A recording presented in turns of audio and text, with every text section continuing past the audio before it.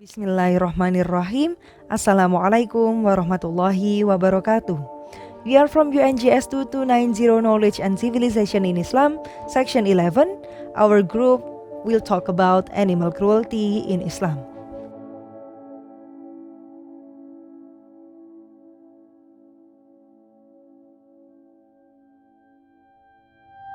Allah created His creatures for the purpose of worshipping Him. The meaning of creation here includes all human beings, animals, and plants, and also the entire universe. God ordained that animals do not have the common sense like humans have, but they rely on instinct and intuition to behave. It is written in history that there were some animals that had an important role in Islam. Allah sent several animal armies to serve as a warning to disbelievers in the past time. Animals glorify Allah in the way we do not recognize, but they are far more faithful to Allah than humans who have common sense and carnality. In Islam, animals are divine that they have some characteristics that make them classified as halal and haram. It is all explained in our law of religion. Unfortunately, some people only talk about halal and haram animals from the consumption side, whether it is permissible for Muslim to consume or not. The lack of further discussion on these subjects leads some people to misunderstandings. We would point out the several cases caused by this. The first case was a person who claimed to be an ustad, mentioned in his lecture that he intentionally harmed a dog by hitting it by his motorcycle just because the dog is an animal that unclean and haram for Muslim. The second case is a case of dog abuse by officer because they want to remove it from the halal tourist area. They forcibly put the dog inside a poorly ventilated basket and carry it across from the island. As a result, the dog is died of suffocation. Cruelty to animal is certainly condemned by the entire world.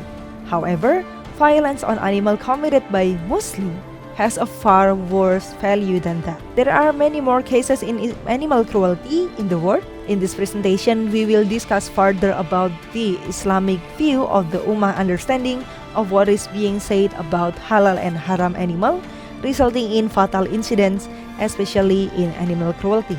That's all about the brief explanation. I will pass the floor to the next person in charge.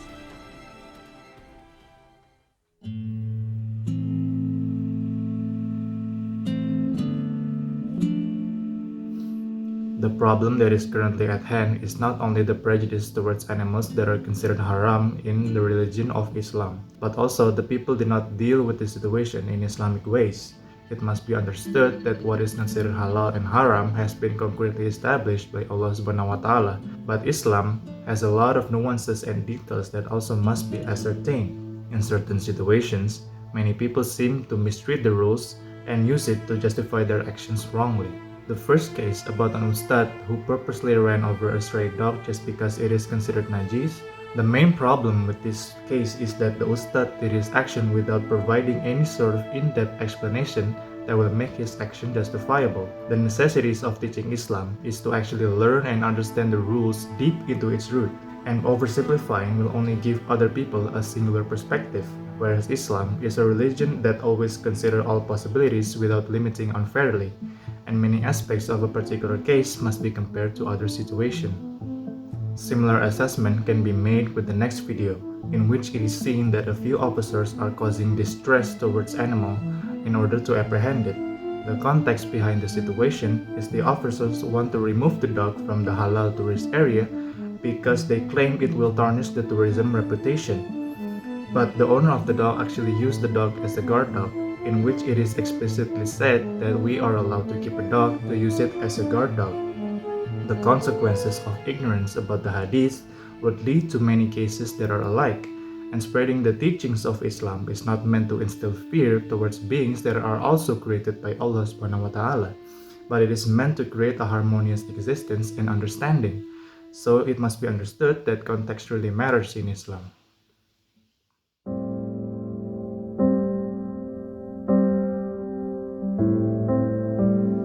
In the first case, the person who claimed to be an ustaz misinterpret as if dogs are unclean and filthy animals which deserve to be crushed to a limb. In Islam, the law of the uncleanness of a dog or the najis of a dog may vary. It is often confusing since there are many opinions from the ulama. For example, in this hadith, An Abi Hurairah taqala, Inna Rasulullah sallallahu alaihi wasallam qala, Idza shariba kalbu fi ina'in ahadikum falyaghsilhu sab'an. Responding to this hadith, the scholars have different opinions. There are three options for the views of scholars regarding the najis of a dog or the cleanliness status of the dog, namely as follows. First, in Mazhab Shafi'i and Hanbali, they have the opinion that dogs are unclean as a whole, like all of their body is unclean, whether they are dry or their limbs or wet. Second, the Hanafi Mazhab holds that the dog status is basically pure, except for the wet parts of the dog, such as urine, sweat, saliva, and anything that is wet is najis. Third, according to Maliki, the status of a dog as a whole is clean, either the dry parts of the animal or the wet parts. In their view, the law of cleanness of a dog, as mentioned in the hadith above, only applies specifically to cleaning vessels, containers, pots, or anything used to drink or eat by dogs. According to Prophet Muhammad SAW, keeping a dog for no reason can reduce a person's reward. This statement is expressed in the hadith of Muslim as follows. Qala Rasulullah sallallahu alaihi wasallam, Man ittakhadha kalban illa kalba masyiatin aw saydin aw zar'in intaqasa min ajrihi kulla yawmin qirat.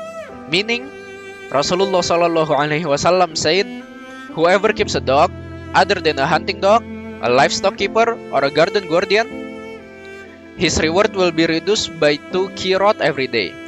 A lot of people thinks that holding dog is okay, as long as the dog doesn't lick us. However, according to Imam Shafi'i, we will never know when the dog licks their body, which means that if a dog have been licking their body, their saliva must have stick to their fur. For that, if exposed to a dog's saliva, wash your hands with soil. Allah subhanahu wa ta'ala commands humans to treat animals well. Not hurting and humiliating them is a part of mutual respect between fellow creatures. Surah An-Nur, verse 41, is the basis for a human to respect animals, which are also creatures created by Allah subhanahu wa ta'ala. Did you not see that the heavens and the earth and the birds in lines glorify Allah? They all know the prayer and their glorification, and Allah is all-knowing of what they do. It is a proper thing to do for humans as the most superior creatures among the other creatures, to have more tolerant, friendly, and caring attitude in maintaining good relation with all that is in heaven and on earth.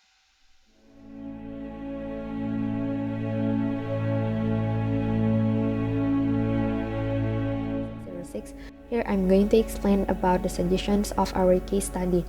As mentioned earlier, there were 2 cases that happened in Indonesia relating to the animal cruelty. The first case is when there was an ustaz who told a lot of people that he hit a dog in the street with his motorcycle and let the dog lame because he said the dog is najis. In my opinion, as people who well known as religious and know a lot about Islam, he should know that the dog itself is not najis. The najis itself happen when the saliva of the dog touch our part of body or our clothes, so we have to wash up, clean it up, and get rid of the saliva before performing our salah and prayer. The second case is happen when there is an officer who caught the dog and put it in the cage and abused it until the dog died because the dog is in halal area. In order to solve and reduce the problem of animal cruelty like 2 cases before, there are several ways to do it, but the most effective and efficient way is to spread information and educate fellow Muslims and all of people that animal has the same right like us to live peacefully in this world. In these days, there are many people use social media, so spreading information can be easier through DM and Instagram, Twitter, Facebook, etc. It is also important for parents and teachers to educate and teaching the children because they are usually be the role model for children by exemplify doing kindness and help animals that need our help, so it can grow the mindset of the children that we do not allow to do harm and always save and help the animal that need us.